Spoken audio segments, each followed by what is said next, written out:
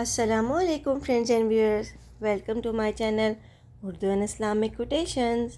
اگر آپ کو میری ویڈیوز پسند آتی ہیں تو پلیز میرے چینل کو لائک اینڈ سبسکرائب ضرور کیجیے اور بیل کے آئیکن کو دبانا مت بھولیے تاکہ آپ کے لیے میں مزید ایسی ویڈیوز بنا کے لا سکوں۔ Thank you. بسم اللہ الرحمن الرحیم۔ حضرت لوط علیہ السلام کے والد کا نام ہاران تھا، جو تارخ آزر کے بیٹے اور حضرت ابراہیم علیہ السلام کے سگے بھائی تھے، یعنی حضرت لوط علیہ السلام حضرت ابراہیم علیہ السلام کے بھتیجے تھے۔ آپ علیہ السلام حضرت ابراہیم علیہ السلام پر سب سے پہلے ایمان لانے والوں میں شامل ہیں۔ نیز آپ علیہ السلام حضرت ابراہیم علیہ السلام ہی کے زمانے میں اہل سدوم کی رہنمائی کے لیے نبوت کے منصب پر فائز ہوئے۔ والد ہاران کے انتقال کے بعد حضرت لوط علیہ السلام اپنے چچا حضرت ابراہیم علیہ السلام کے ساتھ بابل میں مقیم رہے اور پھر ایک عرصے کے بعد سدوم نامی شہر میں آباد ہو گئے۔ دنیا کی خوبصورت ترین بستیاں۔ سدوم کے آس پاس 5 نہایت خوبصورت شہر آباد تھے، جن میں سے ہر ایک کی آبادی 1,00,000 نفوس سے زیادہ ہی تھی۔ یہ علاقے نہایت سرسبز و شاداب اور قدرت کی فیاضی کا حسین شاہکار تھے۔ باغات کی کثرت تھی تو لہلہاتے کھیت یہاں کے باسیوں کی ضروریات سے کہیں زیادہ تھے، اور یہی وجہ تھی کہ قرب و جوار کی بستیوں کے باسی بھی اپنی معاشی و غذائی ضروریات کے لیے ان بستیوں کا رخ کیا کرتے، مگر یہ بات ان بستیوں کے لوگوں کو بالکل بھی پسند نہ تھی۔ ان کے خیال میں ان کی بستیوں میں پیدا ہونے والے پھلوں، اناج اور سبزیوں پر صرف ان کا ہی حق ہے۔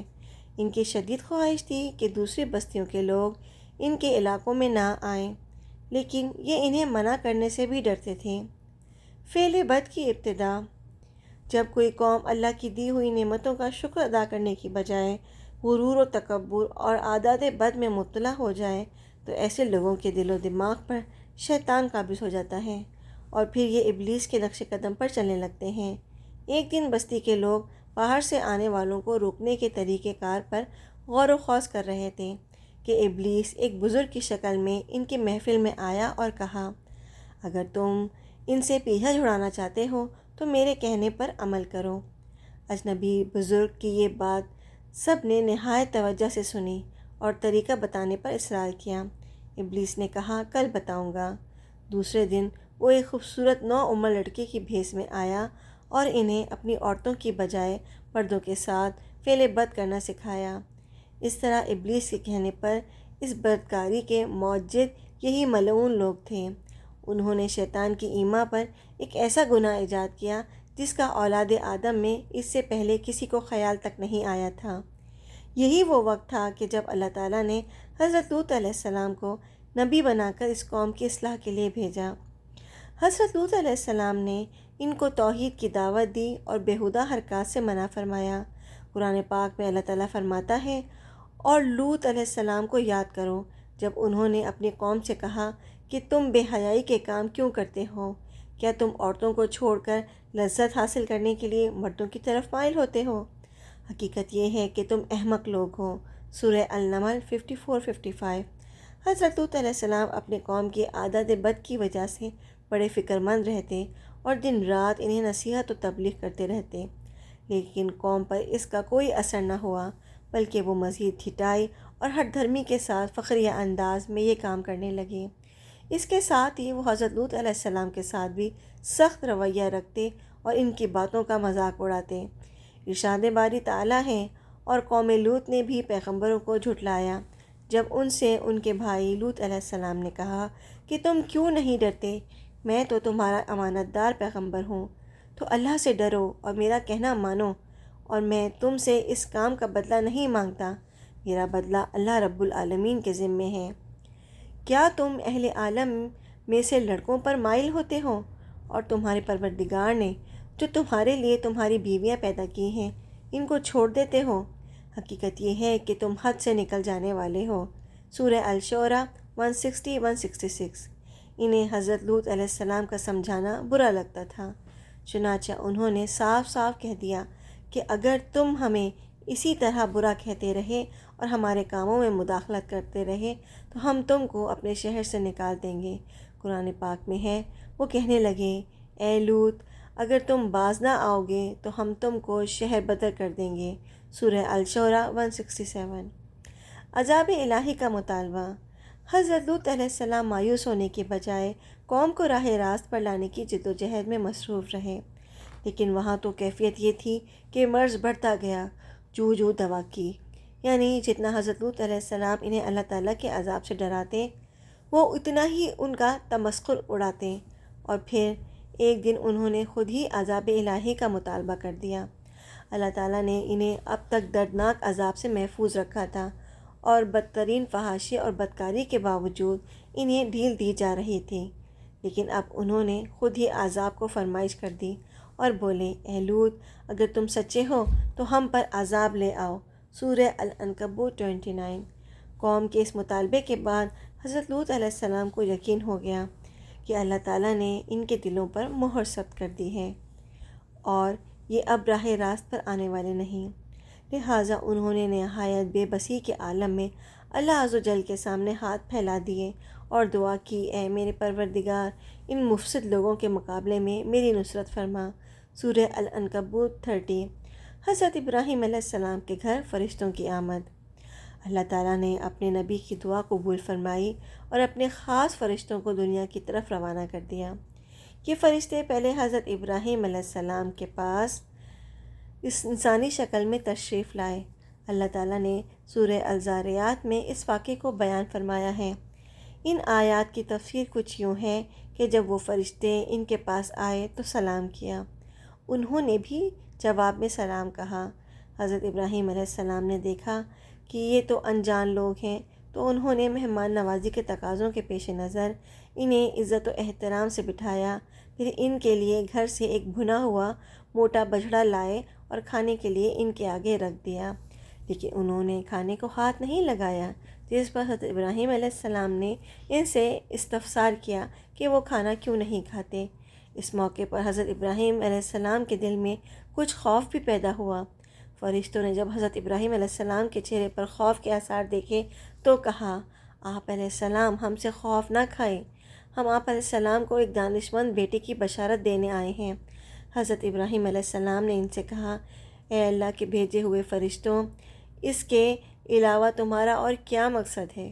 انہوں نے کہا، ہم گناہ گار قوم کی طرف بھیجے گئے ہیں تاکہ ان پر مٹی کے کنکر برسائیں، جو تمہارے رب کی طرف سے ان حد سے گزر جانے والوں کے لیے نشان زدہ ہیں۔ دراصل حضرت ابراہیم علیہ السلام اس لیے فکر مند ہو گئے تھے کہ فرشتے جس بستی کی جانب جا رہے تھے وہاں حضرت لوط علیہ السلام بھی رہتے تھے۔ قرآن پاک میں ارشاد باری تعالیٰ ہے، حضرت ابراہیم علیہ السلام نے کہا کہ اس میں تو لوط علیہ السلام بھی ہیں۔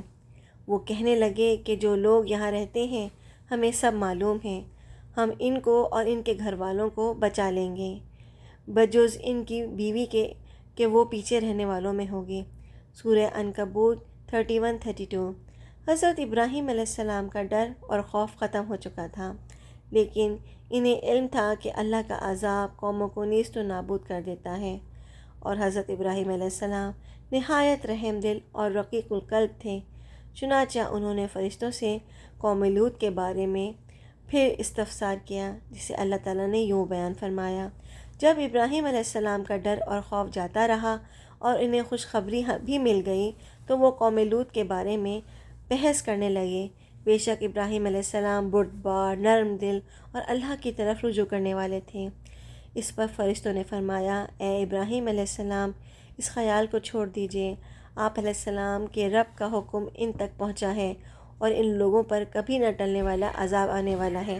سورہ ہود 74-76۔ فرشتے حضرت لوط علیہ السلام کی بستی میں، حضرت سعدی رحمۃ اللہ علیہ فرماتے ہیں، فرشتے حضرت ابراہیم علیہ السلام سے ملاقات کے بعد حضرت لوط علیہ السلام کی بستی پہنچے اور دوپہر کے وقت وہاں داخل ہوئے۔ جب وہ صدوم شہر میں پہنچے تو ان کی حضرت لوط علیہ السلام کی صاحبزادی سے ملاقات ہو گئی، جو وہاں پانی بھرنے پہنچی تھی۔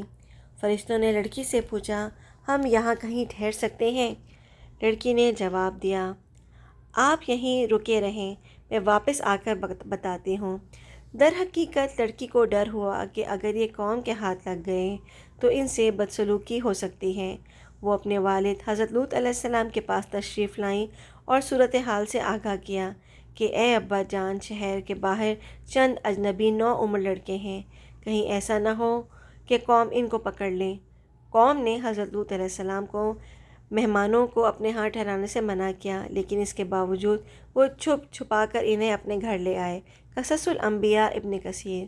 گھر کا گھیراؤ فرمانے باری تعالیٰ ہے، اور جب ہمارے فرشتے لوط علیہ السلام کے پاس آئے تو وہ ان کے آنے سے غمناک اور تنگ دل ہوئے اور کہنے لگے کہ آج کا دن بڑی مشکل کا دن ہے۔ سورہ ہود 77۔ مفسرین فرماتے ہیں کہ یہ فرشتے حضرت جبرائیل علیہ السلام، حضرت میکائیل علیہ السلام اور حضرت اسرافیل علیہ السلام تھے، جو نہایت حسین و جمیل نوعمر لڑکوں کی شکل میں تشریف لائے تھے۔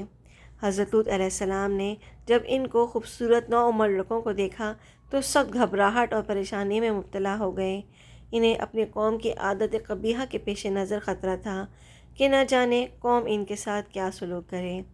حضرت لوط علیہ السلام کی بیوی کافروں سے ملی ہوئی تھی، سو اس نے نوعمر لڑکوں کے گھر میں موجودگی کا راز فاش کر دیا۔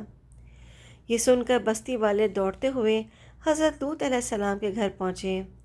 قرآن پاک میں ارشاد ہے، اور جب قوم دوڑتی ہوئی ان کے پاس پہنچی، یہ لوگ پہلے ہی سے برے کام کیا کرتے تھے، تو لوط علیہ السلام نے کہا، اے قوم، یہ جو میری قوم کی لڑکیاں ہیں یہ تمہارے لیے جائز اور پاک ہیں، اللہ سے ڈرو اور مجھے میرے مہمانوں کے بارے میں رسوا نہ کرو۔ کیا تم میں سے کوئی بھی شائستہ آدمی نہیں؟ سورہ ہود 78۔ حضرت لوط علیہ السلام کی بات سن کر وہ لوگ بولے، اے لوط، کیا ہم نے تم کو سارے جہاں کی حمایت اور طرفداری سے منع نہیں کیا تھا؟ سورہ الحجر 70۔ اور تم بخوبی واقف ہو کہ ہمیں تمہاری بیٹیوں سے کچھ حاجت نہیں، اور جو ہماری اصل چاہت ہے اس سے تم بخوبی واقف ہو۔ سورہ ہود 79۔ قوم لوط کے اس بے شرمانہ جواب سے اندازہ لگایا جا سکتا ہے کہ وہ فعل بد میں کس حد تک مبتلا ہو چکی تھی۔ مفسرین لکھتے ہیں کہ جب حضرت لوط علیہ السلام کی قوم ان کے گھر کی طرف دوڑتی ہوئی آئی تو حضرت لوط علیہ السلام نے گھر کے دروازے بند کر لیے اور ان نوجوانوں کو ایک کمرے میں چھپا دیا۔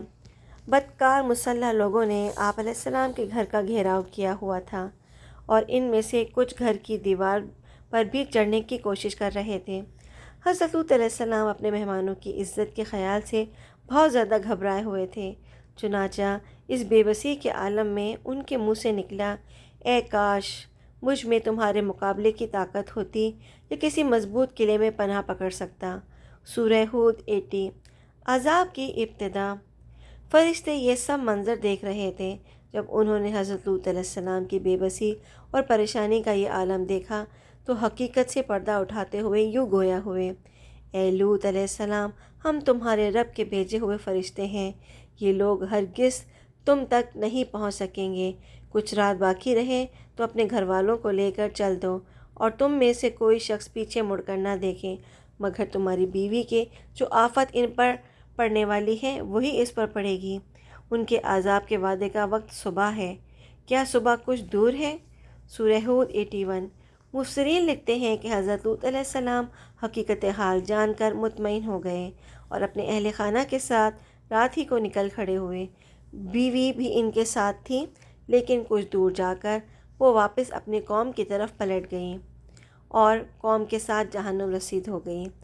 قوم حضرت لوط علیہ السلام کے گھر کا دروازہ توڑنے پر بضد تھی، چنانچہ حضرت جبرائیل علیہ السلام نے گھر سے باہر نکل کے اپنے پر کا ایک کونا انہیں مارا، جس سے ان سب کی آنکھوں کے ڈھیلے باہر نکل آئے اور بصارت زائل ہو گئی۔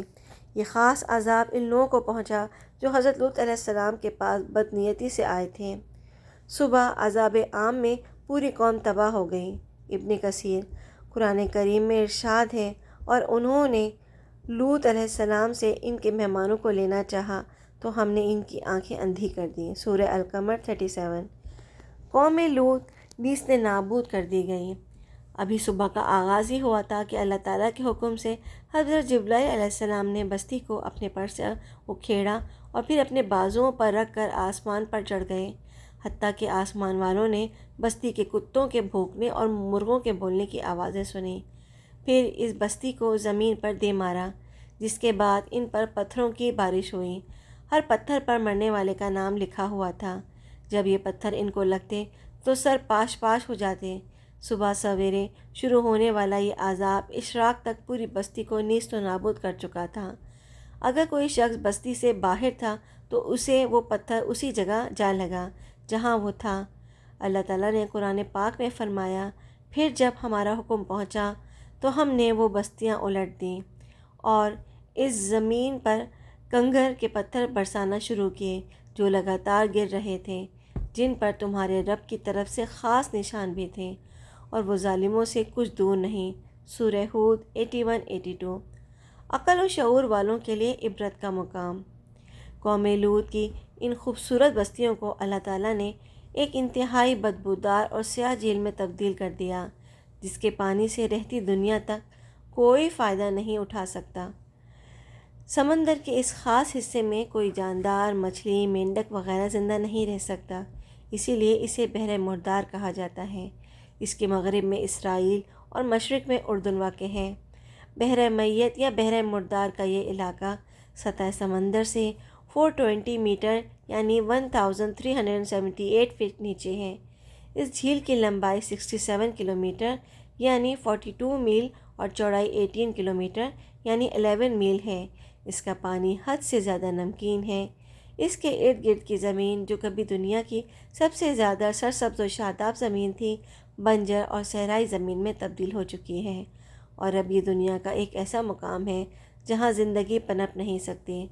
دنیا کی 5 حسین ترین بستیوں میں آباد قوم لوط کو اللہ تعالیٰ نے 2200 قبل مسیح نیست و نابود فرما کر رہتی دنیا تک کے لیے عبرت کا نشان اور عقل و شعور رکھنے والوں کے لیے نصیحت بنا دیا۔